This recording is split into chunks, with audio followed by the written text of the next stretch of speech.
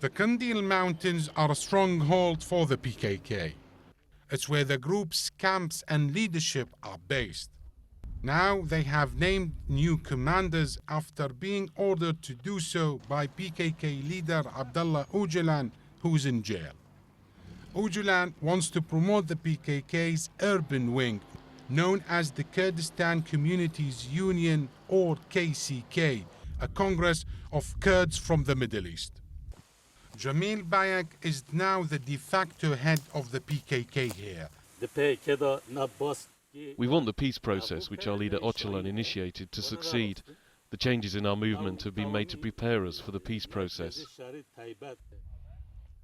The PKK announced a ceasefire in March and a three-stage plan to end the 30-year conflict with Turkey.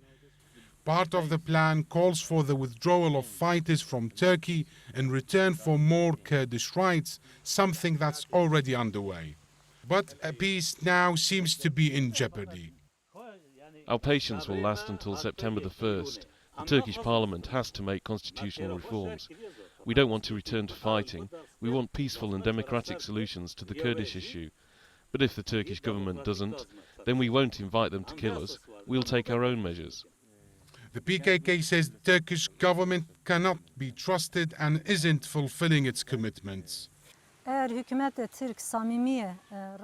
They should improve the prison conditions of our leader Öcalan. Turkey should free him to prove their sincerity in solving the Kurdish issue.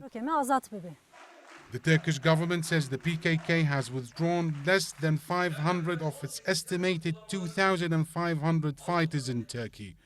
Turkish officials also say a package of reforms is in its final stages. But the war in Syria is also overshadowing the prospects for peace.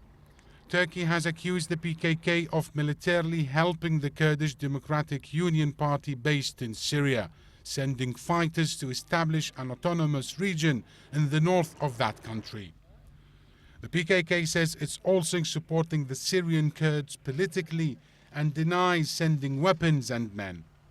It warns that the war in Syria could spread to Turkey if Ankara doesn't adopt democratic reforms to end the fight with the Kurds.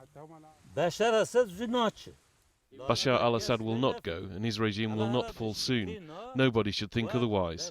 The opposition will not achieve their goals in this way. We want a united Syria.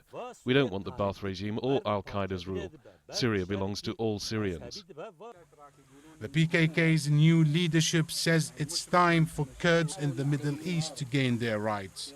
They insist they are struggling for peace and freedom and are not proxies for regional and international powers. Omar Saleh, Al Jazeera, Kandil Mountains of northern Iraq.